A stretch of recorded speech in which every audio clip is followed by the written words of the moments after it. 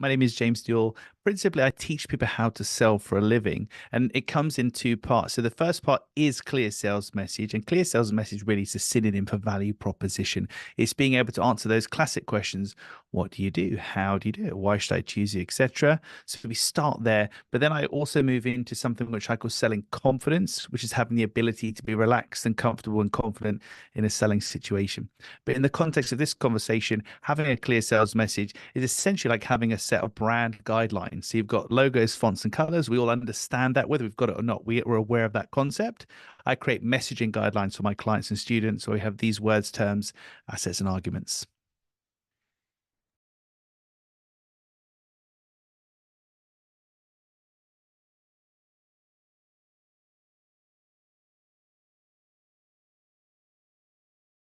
There's a couple of impacts, really. I mean, internally within the business, everybody is saying the same thing, which is really important. Because if you speak to a company and ask somebody a question, ask somebody else the same question, you get different answers, can be really disconcerting. So by streamlining everything and also providing the team with exactly what they need to say, not necessarily in a script format, but giving them a structure to follow and the terminology to use, it makes sure internally we present a confident and coherent, cohesive message outwardly. And then from an outside perspective, really having a clear sales message does a couple of things. It helps to simplify complex offerings so we can pare down language and make sure people actually get it. So the maxim of my business is if they don't understand it, they can't buy it.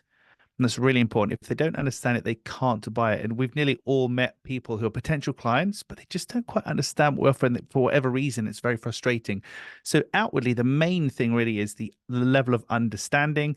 And then on an international level, we just need to be very careful with variants of language and slang terminology, etc., to make sure that we're not saying the wrong things as it travels internationally.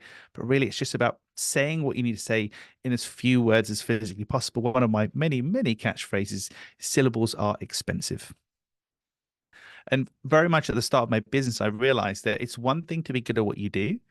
It's another thing to be good at, really good at communicating what you do. And if you can't communicate to me well what you do, so if you can't explain to me what you do, it kind of implies you can't do it. So there's an issue of correlation and causation. It's not true, because you can be really good at something technical, but just not have those communication skills. But it can be off-putting for me as a buyer. Because if I say to you, so how does that work? If I don't get a really nice, coherent answer, I'm nervous now. And so there's this interesting correlation of you can be good at what you do, but not good at communicating it. And that can cost you the sale ultimately.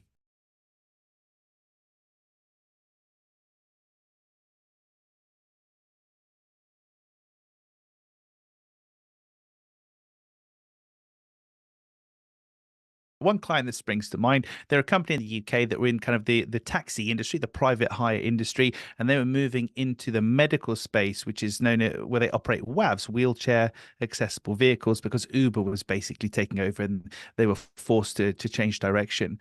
So to launch into this market, they needed a name for the actual vehicles, a name for the operation, and all the sales messaging that goes with. So the first thing we did was coin a term for the actual vehicle. So I came up with the term Medicab. So Medicab, so it sits between a taxi and an ambulance. So you can immediately get a sense of it's not really for serious people that need urgent care, but it's also a bit more involved than having an actual taxi, for example. So that was one of the first things. Naming the company overall was very interesting, because the company before was called Q Dispatch West. So it had the letter Q, Q Dispatch West, and the owner wanted me to retain the letter Q in the name. And I explained to him there's literally like 5 words with a Q in it that we could use. So let me think about this. And I came up with what's known as a homophone. So it sounds the same. So we have the Q sound, but there's no Q in it. So the company ended up being rebranded as On Q, as in ONCE, On Q. The definition of On Q is there at the correct moment, which is perfect for a transportation company. And then other messaging and things that we created for them, a tagline in particular, which was data driven, service led, on cue. That's how they describe their business.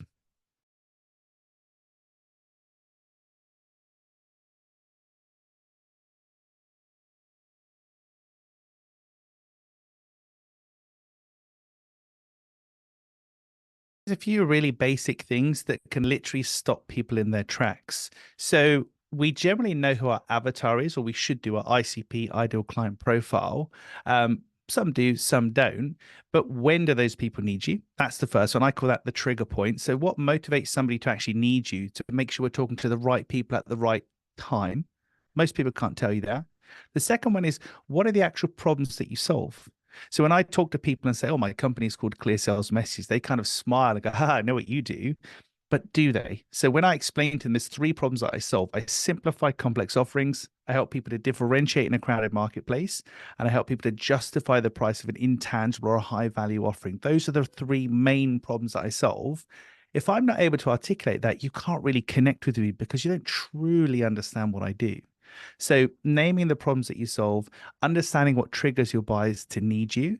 And then the final one, there's 508 pieces of my methodology, by the way, so I'm going for a while. But the final one for now is being able to articulate how you do what you do. So, having an articulated, visualized, and named process of working so I can look you in the lens right now and without flinching say, how do I know if something is clear? Well, I have something which I call my clear methodology. I'm looking for 5 markers. It has to be client focused, logical, engaging, accurate, and results driven.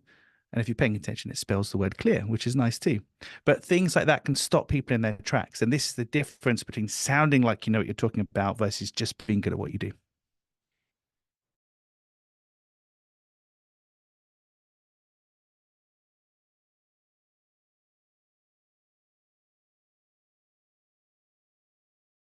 Two main ones that we focus on are at the very, very start, understanding what people are really buying. So nobody buys a clear sales message from me.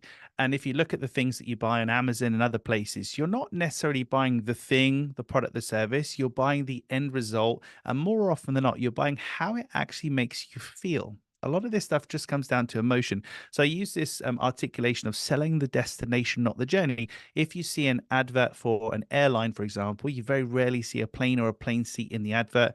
You will see beaches, Eiffel Tower, Vegas, etc. They want you to put yourself contextually there and imagine being there, and it changes the syntax, the ordering of the communication. Syntax just a posh word for ordering, and it's the difference between would you like a holiday versus would you like to buy a plane seat. They're pretty much the same thing. One of them is a bit more compelling than the other one. So the first thing we do is that understand what people are really buying, and then we create a theme from there. And the theme is ideally just a single word. It might be pride, convenience, peace of mind, whatever. And then we know everybody in the business, if you stay as close as possible to that theme, you don't necessarily say, would you like to buy some convenience? You know, we're a bit more intelligent about it. But if we stay close to that theme, we know we have relevance to the buyer. So that's the first thing, and that's per buyer type. And then the second thing is risk limitation, risk reversal. So, what could actually go wrong with your product or service? And what can you do to limit those risks and to manage that for people just to reassure them that you are the most credible and capable supplier for whatever it is that they need?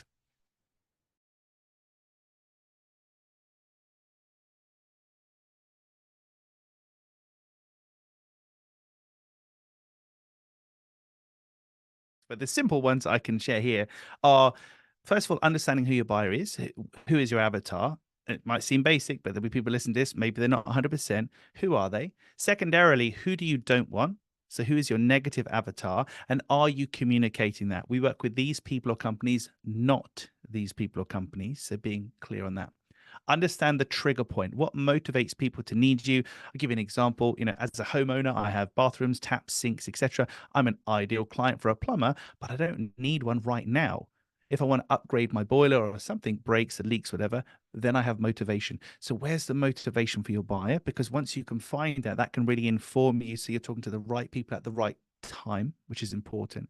So we've got avatar, negative avatar, the trigger point when they need you, what they're really buying, the destination. And if you think of it as a feeling or an emotion, I don't care how blue chip or corporate your buyers might happen to be. When you deal with people, you deal with emotion. So if you can understand what that might be and just use that to theme your communication, then you do really, really well.